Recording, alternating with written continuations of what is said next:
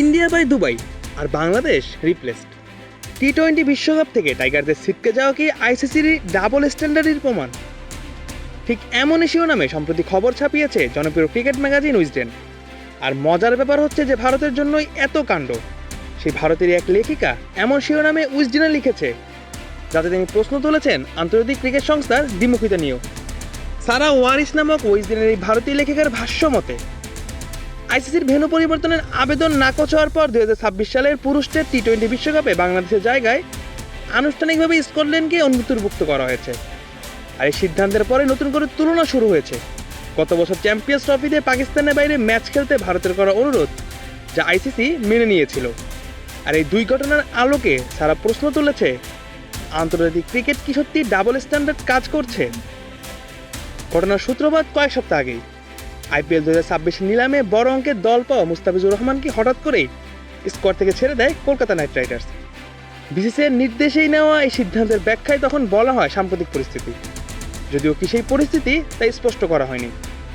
ভারত বাংলাদেশ কূটনৈতিক টানাপোড়েন, ভারতের অভ্যন্তরীণ রাজনৈতিক অস্থিরতা এবং সামাজিক মাধ্যমে বাড়তে থাকা বিতর্কের মধ্যেই এই সিদ্ধান্ত আসে। বাংলাদেশের ক্রিকেট মহলে বিষয়টি ধরা পড়ে এমনভাবে যে যদি একজন ক্রিকেটারের নিরাপত্তা নিশ্চিত করা না যায়, তাহলে পুরো দল কীভাবে নিরাপদ থাকবে?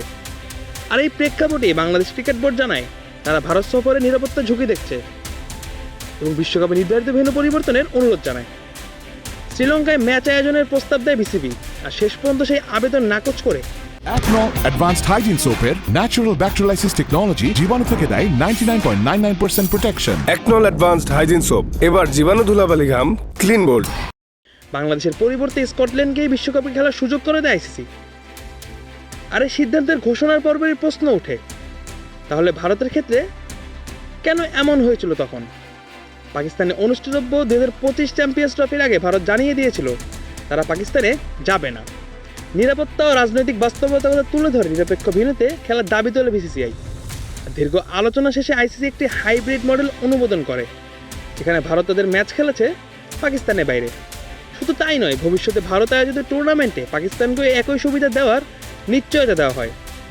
অথচ বাংলাদেশের বেলাতেই আইসিসির ভিন্ন সুর। এটা কি দ্বিমুখিতা নয়? ভারতের বেলায় আইসিসি চুপচাপ মেনে নিতে পারলে বাংলাদেশের বেলায় কেন এত কঠোরতা? এদিকে বাংলাদেশকে বাদ দেওয়া নিয়ে সরব হয়েছেন পাকিস্তানের সাবেক অলরাউন্ডার শহীদ খান আফ্রিদি।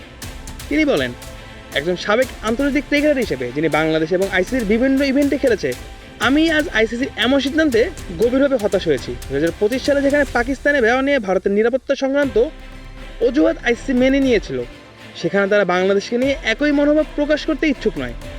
আইসিসির উচিত সেতুবন্ধন তৈরি করা, এমন দ্বিমুখিতা করা মানায় না। দিন শেষে প্রশ্ন সেই একটাই, ভারতের বেলায় কেন আইসিসির এমন সুর, আর বাংলাদেশের বেলায় কেন এই স্বৈরাচারী মনোভাব? Mujahidul Islam Zahid, on field.